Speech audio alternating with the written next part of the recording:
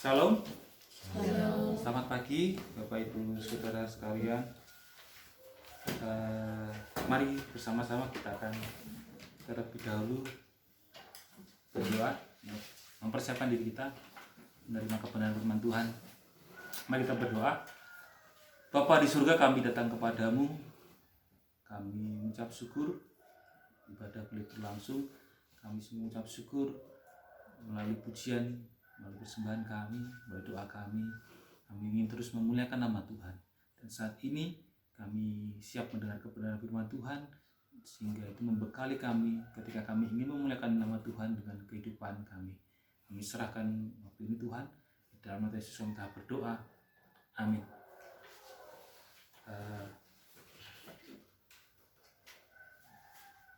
Pagi ini kita akan belajar, jadi minggu lalu belajar mengutamakan Kristus, dan hari ini kita belajar bagaimana Kristus juga menjadi bagian dari keluarga. Kristus bahkan menjadi dasar fondasi bagi keluarga. Nah, judul khotbah pada minggu pagi ini adalah hidup yang dipulihkan membawa pemulihan bagi keluarga. Sebenarnya potongan ayatnya di 16 ya, pasal 16 ayat ke-21. Jadi agak turun. Karena saya ditanya waktu itu saya nggak buka ya, hanya ingatnya di situ. Akhirnya jadi saya memberi informasi yang agak salah kalau Bu Rahel itu dicetak di buletin ya. Jadi 16 sampai dengan ke-21. Nanti yang 22 ke bawah itu mungkin minggu depan kita bisa minggu depan Bu Rahel ya. Bu Rahel yang akan berkhotbah, jadi karena ini normal ya. Jadi yang berkhotbah jadi new ya. Bu Rahel yang akan berkhotbah minggu depan. Mungkin minggu depannya lagi kita bisa bahas kalau di hamba-hamba, kalau di lingkungan pekerjaan dan sebagainya, di lingkungan sekitar kita. Nah, ini kita membahas di mana ruang lingkup. Bagaimana ketika Tuhan memulihkan di ruang lingkup keluarga kita. Nah, saya punya 3 pertanyaan ya, habis dah. Bukan 3 permintaan ya, pertanyaan. Nah, ini ditujukan yang pertama bagi orang tua. Yang sudah menjadi orang tua ya. Saya menanyakan itu, tolong gambarkan dengan 3 kata ya, daripada anak-anak Bapak Ibu Saudara ya. Jadi kalau misalkan saya punya anak terus saya ngomong, oh anak saya ini cerewet, nah misalkan gitu ya, cerewet, suka jajan 2 kali ya, boros, nah misalkan gitu ya, terus centil lah, misalkan contoh itu ya, itu kan 3 kata ya. Jadi buat yang orang tua silakan gambarkan, berarti mbah ya, punya 2 anak nih mbah. 3 ya, yang ada di sini 2, saya beri gambarkan ya. Silakan, siapakah yang akan menyebut? Siapa terlebih dahulu? Anak pertama gimana Mbak? Anak kedua gimana? Anak ketiga gimana Mbak? Gambarkan 3 kata ya, 3 kata. Siapa dulu ini? Ya, orang tua. Peti? Manis. Gula. Gimana Mbak? Gambarkan 3 kata dengan 3 kata. Jadi nggak usah banyak-banyak. Baik. Penurut. Itu yang mana Mbak? Semuanya. Enggak. Oh, yang 2 ini baik, penurut. Yang kedua itu yang 2 ini iya. Nah, baik, penurut. Terus satu lagi Mbak, yang di sini aja nggak apa-apa. Gimana Mbak? Merepoti. Apa Mbak? Satu lagi Mbak, baru 2. Jujur aja deh. Dan maunya sendiri. Semuanya sendiri. Banyak ya. Sakarap dewe. Sakarap dewe. Ya. Gabung gitu. Oke, berarti sudah. Jadi gimana kontras itu? Ini? Menurut tapi sendiri. Ayo. Jadi ada kalanya menurut, ada kalanya sendiri. Oke, berarti ini Pak Taufik, Bu Sri, Burus, gambarkan 3 anaknya. Burus lah, yang di sebelahnya. Gak usah lirik-lirik, kamu ngadep sini aja. Masuk sini aja, nggak usah lirik ibu. Gimana bu? Menggambarkan Theo? Mantannya banyak. Mantannya banyak. 5. Ayo. Ya, rajin. Rajin, oke. Terlalu rewel. Oh, rewel. Jengkelaken. Oh, jengkelaken. Setuju, setuju. Berarti 1 baik 2 buruk ya. Oke. Pak Taufik, Bu Sri, gimana ini? 2 anaknya? Cuma gitu. Ya penurut. Yang mana? Dua-duanya menurut. Oh, dua-duanya Maksudnya, menurut. Oh, ini yang umum untuk dua-duanya? Oh, oke. dua-duanya menurut. Menurut, Maksudnya kan tetap nggak menurutnya ada, tapi lebih dominan menurutnya. Oke. Enggak suka keluyuran sih. Kalau satu kata susah itu Pak. nah, iya. Dia menerima keadaan orang tua, bersyukur gitu. Berarti bersyukur ya. Gitu. Itu simpulkan jadi 1 kata bu. Nah, ibu, apalagi bu? Penurut, bersyukur, Cemburuan. cemburuan. Oke, itu menurut versi ibu. Dan versi bapak gimana? Kalau menurut bapak sesuai 3 ini atau ada yang berbeda lagi? Kalau suka jajan apa namanya? Dua-dua suka makan. Suka jajan. Boros. Boros. Oke, apa lagi bu? Dablek. Doublet pak. Iya. Kalau ada doubletnya ya. Oke. Banyak. Oke, 3. Oke, itu orang tua. Cucu kami. Kalau 1 lagi, ya mereka pintar ya. Pintar. Oke, mantap. Ya, berarti ada ujian, ada ya hal-hal yang terkuat ya, yang kita tahu semua. Sekarang gambarkan untuk anak-anak, gambarkan orang tua kalian dengan 3 kata juga. Alfian. Apa ya? Cucu ya. Jujur ya. Gak apa-apa kok. Belum kepikiran. Enggak dipotong kok jajannya. Orang nggak dikasih. Jujur ya, jujur. Ayo. Ayo. Mungkin apa sih namanya ya? Kayak tahu kebutuhan gitu loh buat anak. Mengerti. Iya. Oke. Oke. Terus Ibu mengerti. Oke. apa sih? Ya mengerti. Terus kayak ya juga. Ya peduli banget sama anaknya. Peduli, mengerti. Terus Suka marah enggak? Ini kan yang muslim dong gitu. kalau yang terakhir ini apa namanya? Bapak. Kalau misalkan ya nggak nurut sekali gitu ya, udah ngambek gitu. Ibu sih kalau ini ibu. Ngambek udah terus gimana marah-marah gitu kan. Oke, ngambek ya. Ngambek. Oke. Priska. Bawaan lahir dia. Priska atau Theo? Theo. Theo. Theo. Gak usah lirik-lirik ibu. Ayo. Ibu terus lirik putih aja. Dari sini. Gambarkan orang tua kamu. Baik. Baik dan Iya pasti baik lah. Pasti baik. Pasti baik. Oke, berarti itu kriteria itu tidak perlu dibicarakan. Yang lain lagi. Itu kan udah masuk 1 itu. Oh, udah satu. Akhirnya yang lain Boleh aja. menyatakan 4 kok, boleh bilang 3 boleh. Ayo, apa lagi deh? Terus apa ya? Itu tadi yang kayak Pian yang kalau misal nggak nurut ngomel-ngomel. Turun berarti. Turun dengan anaknya. Hobi. Turun lagi. Gimana tuh? Terus apa ya? Suka ngomel gitu ya. Siapa lagi? Sama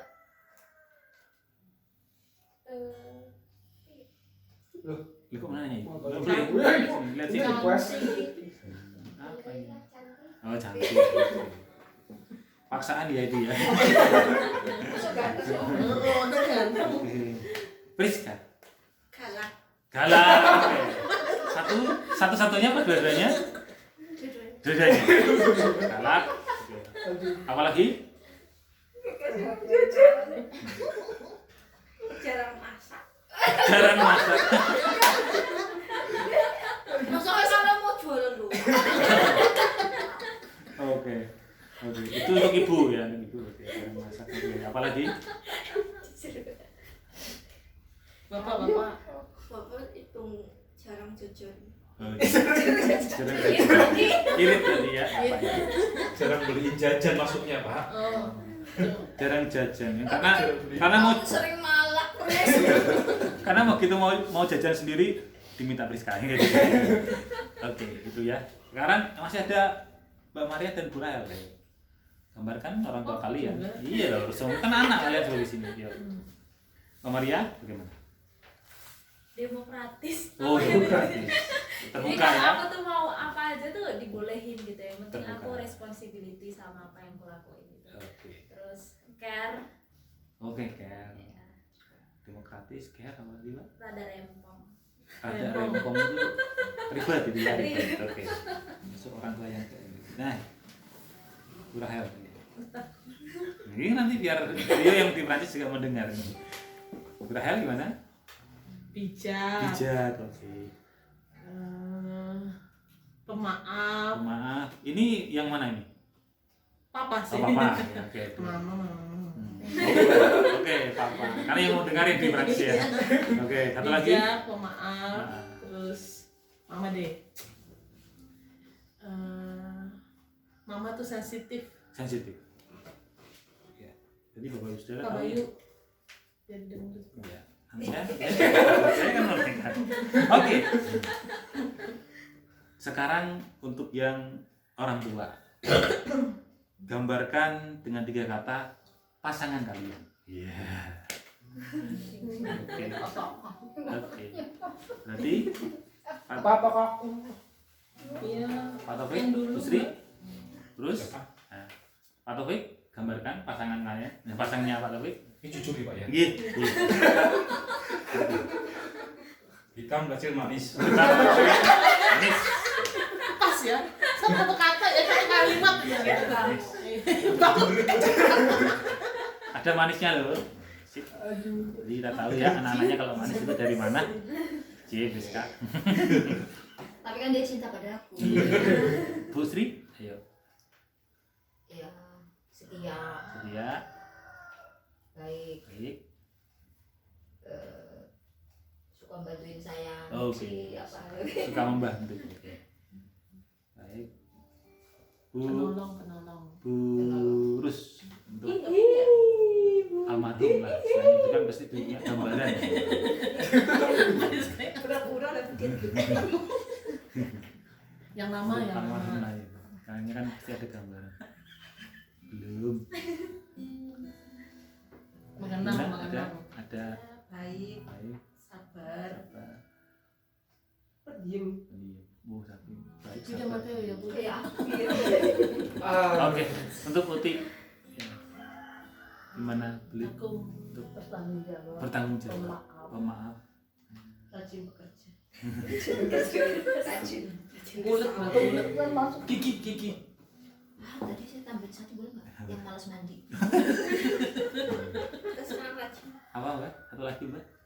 Untuk beliau Tanggung jawab. Maaf. Rajin bekerja itu. rajin bekerja. Iya. Oke. Bu Rahel? Kamu punya pasangan gitu. Oh. Nah itu juga. Ian juga. Nggak bisa. Apa ya? Apa? Oh berarti bapak. Ada pasangan orang lain. Ayo. Nah takutnya kembang kepis Bu ininya. Suka sayur terong. Nah, Oh enggak. Iya suka. Apa ya? apa itu? Pelupa. Lupa, Sembarangan. sembarangan. Terus aja yang buruk-buruk aja. Ya kan nggak boleh. Nggak apa-apa, boleh, Iya boleh. pelupa sembarangan. Penolong. Oke. Cukup menghibur itu ya. Ya, yang Bapak terakhir. dong kali. Kenapa ya rahasia? Lihat kita ini. Nah, tadi adalah bentuk penilaian kita terhadap keluarga, ya. Penilaian kita terhadap keluarga. Di Paulus beberapa suratnya juga menekankan bahwa ketika kehidupan sudah dipulihkan, berikutnya adalah keluarga. Hiduplah berdampaklah terhadap sebuah organisasi yang terkecil, yaitu keluarga. Organisasi yang pertama yang dibentuk oleh Allah, bentuk sebuah ya, simbiosis mutualisme ya, saling membangun, dibentuk oleh Allah, yaitu adalah keluarga. Jadi Paulus di Kolose maupun di Efesus juga menuliskan bagaimana keluarga dibangun setelah kehidupan yang baru. Jadi setelah pribadi kita baru kepada keluarga. Bukan setelah pribadi kita terus langsung ke masyarakat. Justru dari kita lalu kepada keluarga. Nah, di pasal yang ketiga, di ayat yang kelima sampai dengan yang ke-17 itu menceritakan bagaimana kita menjadi pribadi yang baru, manusia yang baru. Dan kemudian dari manusia yang baru itu kita masuk ke dalam sebuah keluarga di kita masing-masing dengan sesuatu yang baru juga. Dan di ayat ke-18 sampai dengan ke-21 Paulus memberikan sebuah nasihat bagaimana menjadi atau apa yang harus dilakukan ketika kita di dalam sebuah keluarga. Tugas masing-masing dan tanggung jawab masing-masing. Paulus menasihatkan bagaimana alokasi di dalam keluarga. Yang pertama, istri yang tunduk kepada suami. Jadi saya tadi kalau menanyakan, saya tidak hanya ke Pak Taufik ya, hanya ke Pak Taufik, karena yang laki-laki tidak keluar bagaimana sikap tunduk istri. Ya, kalau bukan tunduk, kalau tunduk rasanya sering identik dengan kayak menyembah dan sebagainya ya, tapi menghormati. Ya. Kata yang dipakai di dalam bahasa dari bahasa Alkitab, dari asasnya bahasa Yunani-nya itu yaitu hypotaseste, yaitu biasanya dipakai juga untuk menyatakan kewajiban kita kepada pembesar-pembesar. Berarti sikap hormat yang jauh lebih tinggi, gitu ya. Ini juga ditemukan di dalam Roma 13 ayat yang pertama, yaitu ditunjukkan dengan sikap hormat karena karena wanita diciptakan dari laki-laki ya, termasuk laki-laki. Jadi otoritas pertama kali diberikan oleh Allah kepada laki-laki. Baru disediakan penolong untuk laki-laki, yaitu perempuan. Nah, di dalam kitab-kitab yang lain juga kita juga temukan gambaran bagaimana Yesus dan jemaatnya juga digambarkan Yesus mempelai laki-laki dan jemaatnya adalah mempelai perempuan. Maka ada perumpamaan gadis bodoh dan gadis bijaksana ya, bahwa itu orang gambarannya adalah mereka 5 gadis bodoh itu dan 5 gadis bijaksana adalah jemaatnya Tuhan. Itulah manusia yang ketika nanti mempelai laki-laki datang, mereka harus keadaan siap ya.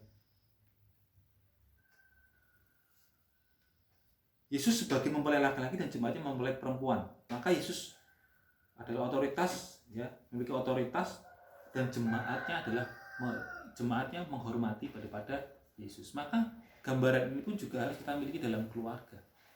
Seorang istri harus menghormati seorang suami ya. Dalam hubungan keluarga, istri hendaknya juga menghormati suaminya, menghormati keputusan dalam bersikap ya, menghormati keputusan keluarga oleh kepala keluarga ya. Walaupun suami-suami itu belum tentu suami seideal daripada Yesus itu sendiri. Kalau kita gambarkan bahwa itu adalah Yesus dan juga jemaatnya digambarkan adalah suami dan mempelai laki-laki dan perempuan, berarti kan kalau itu gambaran mempelai laki-laki yang ideal ya Yesus. Walaupun suami kita tidak seideal itu. Kalau kita ya, kalau saya kalau punya suami enggak ya. Pasti Bapak Ibu Saudara yang istri-istri ini memiliki mempelai laki-laki tadi, suami tidak seideal Yesus, tapi kita yakin dan percaya bahwa dia pun berusaha untuk sesempurna daripada Tuhan Yesus. Nah, walaupun tidak sesempurna Tuhan Yesus, tetapi setidaknya kita terus menghormati dia, sama seperti jemaat yang terus menghormati Tuhan Yesus. dalam keadaan selamat melalui kehidupan kita. Nah, maka memiliki sikap hormat kepada suami adalah sesuatu yang harus dimiliki sebagai manusia yang baru, sebagai istri manusia yang baru yang tadi sudah dipulihkan oleh Tuhan di ayat sebelumnya. Ya, bahkan ketika kita mengutamakan Kristus minggu lalu, kita sudah yakin bahwa kehidupan kita baru. Maka ketika kita menjadi, kalau yang suami nanti ada tugas berikutnya ya, menjadi suami harus mengasihi, kalau menjadi istri harus menghormati dalam. Nah, dalam ayat 16 ada pernyataan bahwa harapan daripada Paulus bahwa setiap pribadi kita menyimak dan merenungkan baik-baik perkataan Kristus. Kita diharapkan memiliki hikmat daripada firman Tuhan yang kita dengar. Maka ketika hal itu ada di dalam diri kita, itu firman Tuhan itu, maka apa yang kita lakukan untuk kemuliaan Tuhan Yesus, bahkan di dalam keluarga sekalipun, dan ucapan syukur kepada Allah kita. Ya. Tentunya kita percaya bahwa suami, ya, pasangan kita adalah pribadi yang sudah dipulihkan oleh Tuhan. Maka ketika dia membuat sebuah keputusan walaupun bertentangan dengan kita seorang istri, tentu dia memiliki pertimbangan dan sudut pandang, ya, dan diberikan hikmat oleh Tuhan. Nah, ini kalau keluarga Kristen yang ideal kan seperti itu. Tentu mereka juga akan berdoa saling menggumulkan, dan kemudian ketika ada keputusan walaupun berbeda pendapat, ya hormatilah. Toh yang pertama kali yang akan bertanggung jawab daripada keputusan keluarga adalah kepala keluarga, ya, kepala keluarga, dan itu adalah suami. Ya. Maka memiliki sikap hormat pada suami itu penting sekali. Yesus mempelai laki-laki, bahkan kalau gambaran keluarga untuk memperoleh pasangan ada seperti pengorbanan Kristus, sungguh luar biasa. Yesus untuk mempelai wanitanya, dia harus mengorbankan nyawanya. Kalau Yesus tidak mengorbankan nyawanya, maka tidak ada keselamatan bagi manusia, tidak ada mempelai wanita. Jadi harusnya juga seperti itu nanti ketika masuk poin yang kedua ya, suami-suami harus seperti itu, berkorban ya sama seperti Yesus, memperjuangkan dengan luar biasa. Nah, ketika kita tahu ya, sebagai istri-istri tahu perjuangan, gambarnya seperti Yesus memberikan nyawanya untuk mempelai wanitanya, tentunya kita juga menghormati perjuangan itu, menghormati daripada apa yang sudah dilakukan. Ya. Kalau tadi saya tanyakan bagaimana gambaran pasangan, nah itu mungkin yang selama ini dirasakan, ya, selama ini dirasakan penilaian. Jadi saling bisa melihat, ya. Saya tidak tahu itu penilaian di bawah tekanan atau penilaian dengan kejujuran gitu ya. Kalau di bawah tekanan, karena mungkin ketika Pak Taufik ingin menyebutkan gitu tadi, di sana sudah dilirik ini, ya diancam.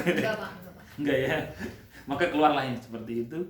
Bu Sri juga seperti itu, ketika mau menyebutkan udah Pak Taufik sudah melihat ini.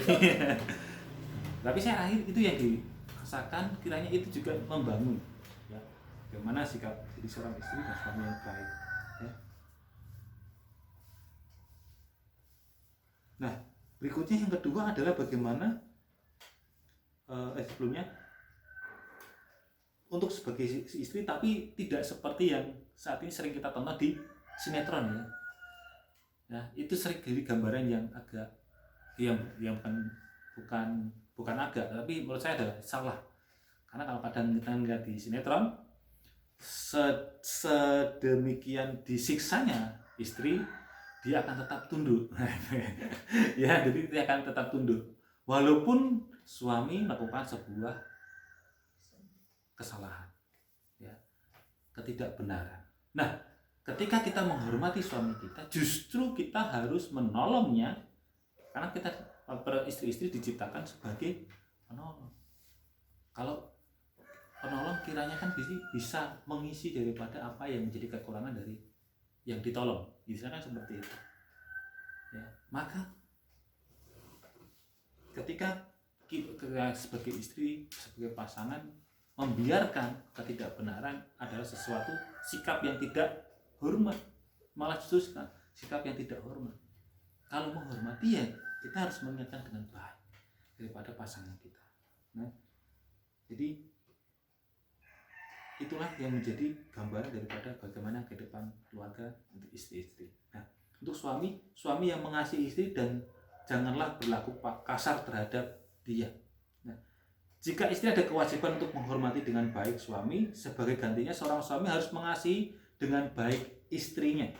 Suami harus bisa mengasihi istri dengan kasih lemah lembut dan setia sebagaimana Kristus mengasihi jemaat. Mereka harus mengasihi antara istri dengan suami seperti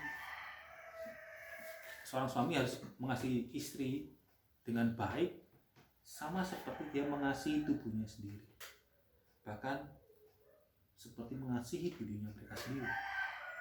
Ya, itu di Efesus 5 ayat 25, 28, 33.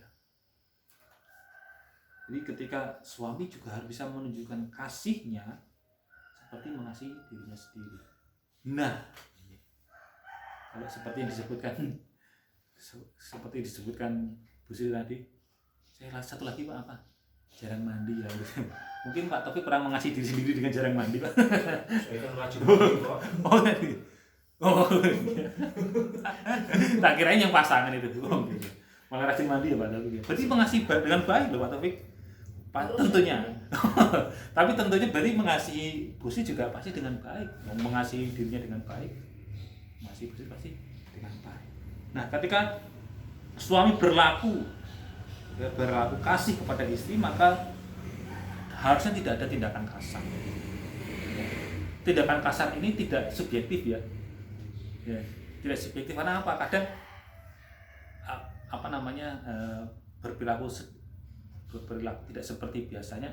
Kamu kasar, kan sudut pandang suami istri atau sudut pandang pasangan itu ya. Kamu kasar gitu ya. Tapi yang dimaksudnya objektif. Ya. Kalau memang ya mungkin lebih kepada mungkin kekerasan dan sebagainya. Kalau di konteks di zaman Alkitab kan, karena dulu kalau kita bisa melihat di Alkitab kan banyak mengikuti apa yang menjadi budaya Israel Yahudi, bahwa laki-laki yang jauh lebih dominan. Maka mungkin ada kemungkinan di zaman itu juga kekerasan terhadap istri itu sering terjadi, ya, sering terjadi karena mereka adalah kaum kasta kedua kalau di susunan Israel ya. Kita tahu untuk hal itu. Nah, maka Paulus juga mengingatkan ini, bekerja sama dengan baik, mengasihi istrinya, jangan direndahkan. Saya seperti itu, tidak berlaku kasar, katakan. Bahkan yang terbaik diprioritaskan untuk istri. Turaya sering nanya, kan ada sinetron drama Korea ya, kalau ada antara anak dan istri, mana yang akan diprioritaskan bagi seorang suami? Mana Pak? Kalau ada, ketika kan ada hamil terus kemudian mau melahirkan dan ada masalah lah, ketika harus dipilih anak atau istri, gitu ya. Tentu seorang suami akan memilih istrinya, ya, karena apa? Ya dia yang akan menemani sepanjang hidupnya. Kalau seorang itu pasti akan mikir anaknya, tapi ya begitu saja. Padahal ketika dia nggak ada, gitu, suaminya belum tentu bisa bertahan dengan baik ya. Ya kan saya melihatnya juga ada yang ditinggalkan istrinya, pada akhirnya tahun depannya beliau 6 bulan kemudian beliau gantung diri. Ada juga yang seperti itu kan. Jadi menunjukkan bahwa sebenarnya bentuk kasih pada suami kepada istri harusnya benar-benar diwujudkan melalui tindakan, melalui apa yang diprotes, yang terbaik ya diutamakan bagi istri. Nah, itu yang bagaimana bisa menunjukkan bagaimana sinergi yang luar biasa antara istri dan suami. Ketika istri bisa menghormati suami dengan baik, suami bisa mengasihi dengan baik, saya yakin keluarga itu menjadi keluarga yang luar biasa ya. Oleh karena perempuan diciptakan karena laki-laki, demikian pula tidak ada laki-laki tanpa perempuan ya. Tidak ada laki-laki tanpa perempuan. Jadi maksudkan kadang ada sesuatu yang kurang, bahkan dalam kehidupan laki-laki pasti ada satu perempuan yang ikut andil besar dalam kehidupannya, entah dia istri, entah dia ibunya, pasti ada yang andil besar. Maka laki-laki tidak akan pernah lepas daripada perempuan, dan laki-laki juga dilahirkan oleh perempuan. Laki-laki dilahirkan oleh perempuan, dan perempuan diciptakan dari laki-laki. Jadi mereka sudah satu, tidak bisa dipisahkan. Oleh karena itu harus bersinergi dengan baik. Nah, itu untuk yang sudah berkeluarga, istri dan juga yang suami. Nah, ini untuk yang calon-calon nanti ya, itu perhatikan. Jadi carilah yang bisa seperti itu, mengasihi. Gambarannya kalau yang wanita adalah pribadi yang seperti Kristus yang bisa menyerahkan nyawanya. Ya. Tapi jangan sampai termakan rayuan akan apa gitu. Walaupun laut di seberang akan ku lewati gitu ya. Jangan termakan rayuan seperti itu ya. Tapi ditunjukkan melalui kehidupannya, mampu mengasihi dengan baik. Nah, yang terakhir yaitu adalah mengenai anak-anak tadi. Hai anak-anak, taatilah orang tuamu dalam segala hal, dan karena itulah yang indah di dalam Tuhan. Jadi anak-anak harus mau melakukan semua yang apa yang diperintahkan orang tua yang benar sesuai dengan firman Tuhan. Semua perintah orang tua yang dibenarkan oleh hukum. Jadi kalau sudah ada hukum, apa yang diperintahkan orang tua sesuai dengan hukum, entah itu hukum di dalam Alkitab, entah itu hukum di dalam masyarakat, entah itu hukum yang sebenarnya di negara, ya harus dilakukan. Karena apa? Karena itu ya pasti yang terbaik, ingin yang disampaikan yang terbaik untuk anak. Ya. Sesuatu yang sampaikan yang benar kalau dilawan pasti akan menjadi sesuatu yang salah bagi yang melawan. Kan seperti itu. Paulus dalam Efesus 6 ayat yang kedua mewajibkan anak-anak menghormati sekaligus menaati orang tua mereka. Anak-anak harus menghargai orang tua mereka dan berpikiran hormat kepada orang tua mereka. Karena ketaatan hidup mereka berasal dari penilaian dan pendapat dalam pikiran mereka. Ya. Jadi kalau tadi Priska berpendapat seperti itu tadi mungkin sikap hormat dan sebagainya akan mengikuti dari penilaian itu. Ya. Theo menyatakan seperti itu, Mbak Maria menyatakan seperti itu, ya sikap hormat dan sebagainya akan mengikuti apa yang jadi penilaian itu. Itu yang Paulus sudah singgungkan. Maka ketika di ayat 21 kan diberi peringatan juga bagi orang tua untuk anak-anak. Hai bapak-bapak, janganlah sakiti hati anakmu supaya jangan tawar hatinya. Kenapa bapak-bapak? Karena pada masa zaman orang Yahudi yang mengajar tentang Allah, mengajar tentang segala sesuatunya justru seorang ayah. Ya, zaman orang Israel seperti itu. Kalau sekarang yang mengajar untuk anak, zaman sekarang siapa? Baby sister. ada orang tua dua-duanya kerja, yang ngajar akhirnya baby sister. TV ya, YouTube. Dan peran orang tua jadi tidak lupa, ataupun guru-guru mereka di sekolah. Saya rasa yang pernah mengajar kecil-kecil ya, seperti Theo mengajar anak-anak, apa yang Theo berikan kadang justru lebih banyak berdampak daripada yang orang tuanya sampaikan, karena waktunya mungkin banyak dengan Theo di sekolah, misalnya seperti itu. Nah itu dia, anak-anak harus belajar menghormati apa yang menjadi perkataan, apa yang menjadi aturan dari orang tua. Karena orang tua ya secara natural, secara alami adalah istilahnya orang yang berotoritas terhadap anak gitu ya. Kalau saya lihat saya banyak cari gambaran ilustrasi di film itu ya. Kalau di Korea itu di bawah belum punya KTP, dia tidak bisa bertanggung jawab atas perkaranya. Jadi siapa yang bertanggung jawab atas yang mati, ditanya seperti itu. Akhirnya orang tua yang harus bertanggung jawab atas tindakan kesalahan daripada seorang anak. Nah, seperti itu juga yang kita pasti akan kita hadapi sebagai seorang anak. Orang tua yang akan menjadi penanggung jawab itu. Jadi maka turutilah mereka apa yang menjadi nasihat mereka, apa yang menjadi aturan dari mereka. Dan bahkan dikatakan yang indah di dalam Tuhan, mengacu kepada bentuk ketaatan kepada Yesus. Jadi ketika kita taat pada orang tua kita, itu ada bentuk ketaatan kita kepada Yesus. Tapi bersyukur sekali seperti Mbak kemarin tadi mengatakan demokrasi. Nah, mungkin orang tua yang di sini juga terbuka ya. Jadi tidak terlalu harus kaku. Kalau A ya A, tidak ada negosiasi. Ya. Kamu harus jadi ini, kamu harus seperti ini, tidak. Tapi bersyukur ditanya. Kamu maunya apa ya? Kamu maunya apa Pris? Kamu maunya apa Teh? Ditanya baik-baik. Ya, berarti orang tua baru mendukung. Ya itu. Ya, tidak, bersyukur sekali ada hal yang bersinergi seperti itu.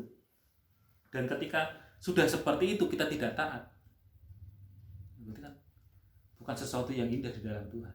Tapi sudah terbuka seperti itu, kita taat kepada kedua orang tua kita, kiranya itu menjadi sesuatu yang indah ya. Karena kita taat kepada Yesus, maka kita juga menaati orang tua kita, orang yang Allah percayakan untuk mendidik kita pertama kali ya. Pribadi yang dipercayakan Tuhan untuk mendidik kita, bahkan akhirnya juga orang tua akan memberikan disiplin pada diri kita sebagai anak-anak, karena mereka berpikiran bahwa disiplin ataupun aturan yang mereka lakukan diarahkan kepada pribadi yang lebih baik. Bahkan kalau itu keluarga Kristen, diarahkan kepada iman Kristen, iman kepada Kristus, mengenalkan Yesus. Saya rasa Rizka dia diajarkan berdoa tidak di gereja tapi di rumah, benar? Atau sebaliknya? Enggak, jangan lupa. Fian masih ingat tadi ya, bagaimana keluarga mengajar ibu ya, dengan ngambek-ngambeknya habis ngajarin enggak ya. Mama Taufik mengajarkan bagaimana berdoa, mengenalkan Kristus. Yaitu yang perlu kita sadari ya.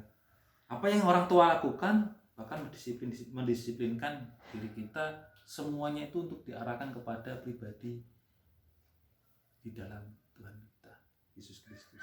Pribadi yang baik, yang searah dengan apa yang jadi firman Tuhan. Saya dulu pernah ya merasakan, saya tidak berangkat sekolah minggu ya. Jadi tidak berangkat sekolah minggu, terus kemudian pulang dimarahi gitu ya. Orang ya, walaupun marah ibu saya, bapak saya tidak seperti marah-marah orang tua yang lain ya. Paling di ngomongin sudah gitu. Tapi sikap cueknya itu yang kadang menyadarkan, wah kok terus diemin seperti ini, berarti aku salah bener gitu ya. Karena kan di Ngembak itu kan ibadahnya dulu itu kalau nggak salah itu jam 6. Jadi kan kami untuk anak-anak itu adalah sebuah penderitaan jadi hari Minggu. Terus kan ibadah kan belum tentu kita ngikut gitu ya. Saat itu saya kan ibadah sekolah minggunya kan 7:30 setelah ibadah. Ya, jadi saya tidak ikut. Jadi memang kadang ditinggal di rumah. Nanti bangun terus kemudian karena kan kebiasaan bangun pagi sekolah kan tetap terbawa di hari Minggu. Jadi bangun pagi terus biasanya sekolah Minggu. Nah itu waktu itu membandel sekali, bangun jam 9 gitu ya.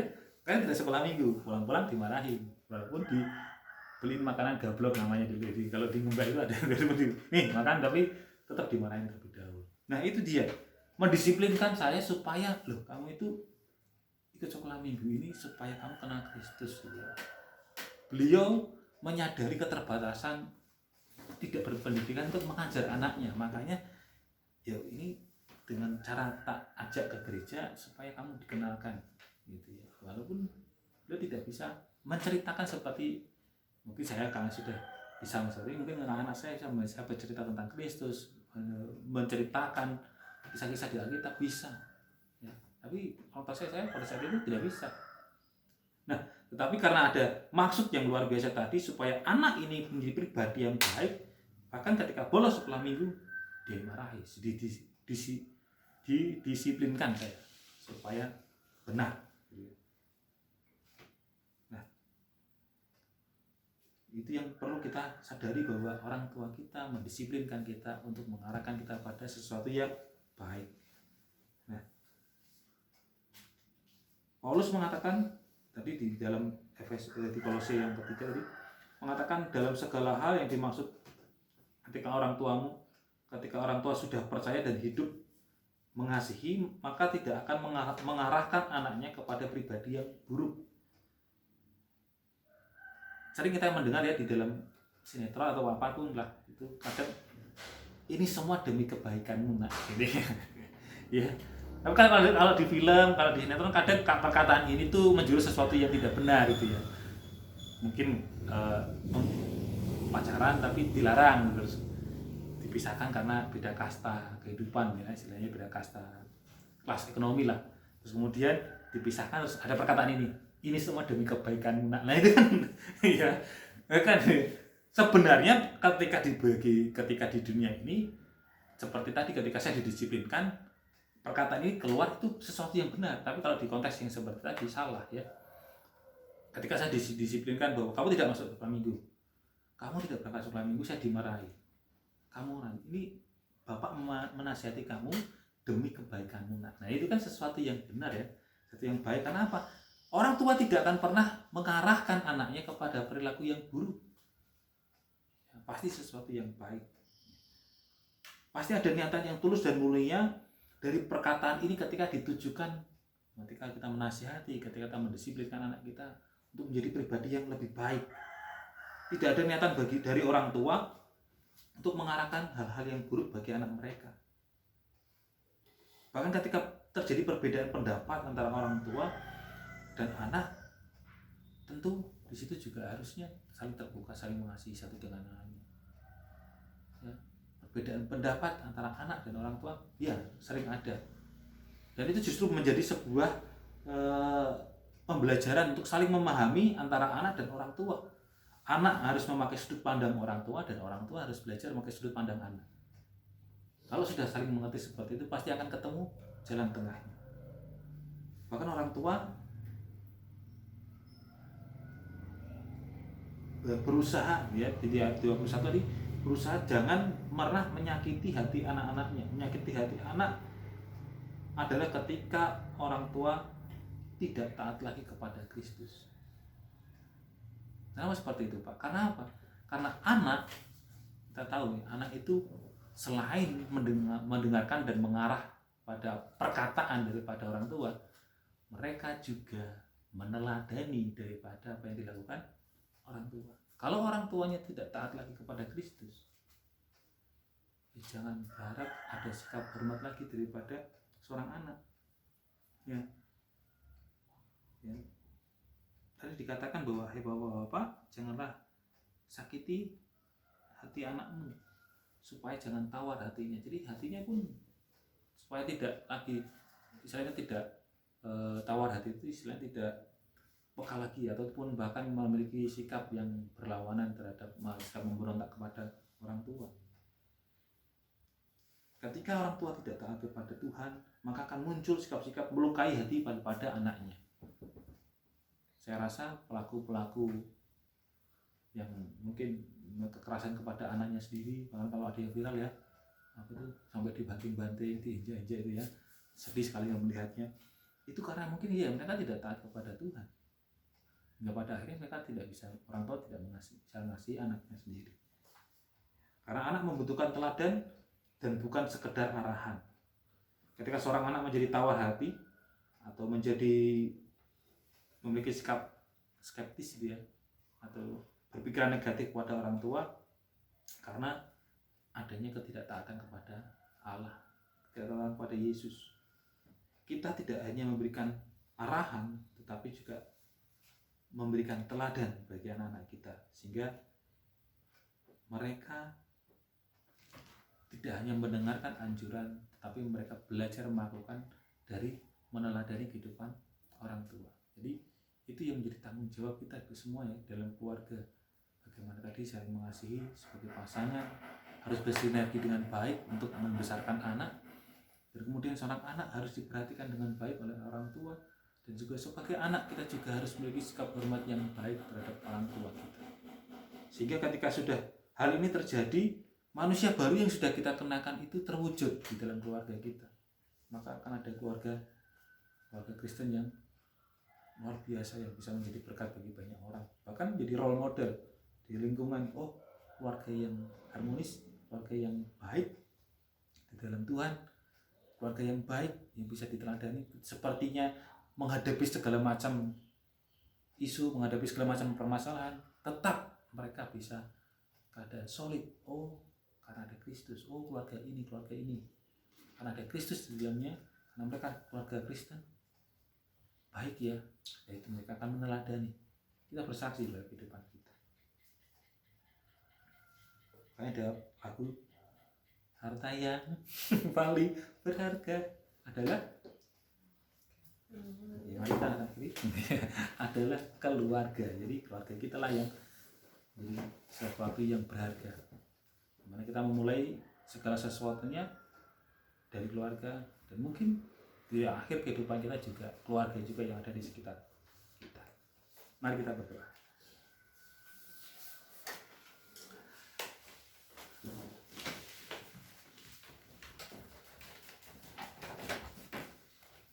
Mari kita akan menyiapkan diri kita mengakhiri. Sebelumnya kita akan memuji nama Tuhan terlebih dahulu. Tadi pujian sebelum firman ya. Saya tolong ya.